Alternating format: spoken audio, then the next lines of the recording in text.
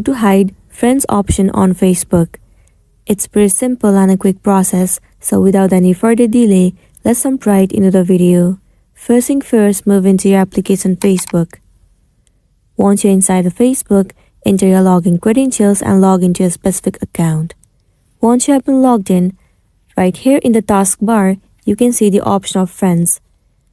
Now if you want to hide it, simply move into menu at the bottom right corner of the screen. And then click on the settings icon at the top right corner. In the space inside preferences, you have to move into tab bar. And then click on customize the bar. Right here in the tab bar, you can see that friends is available. In order for you to hide, all you gotta do is click on auto. And then tap on hide. Wait for a while.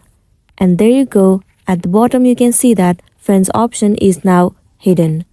So this is simply you can hide your friends option on Facebook. If this video really helped you, give it a like and check out our next tutorial. Thank you.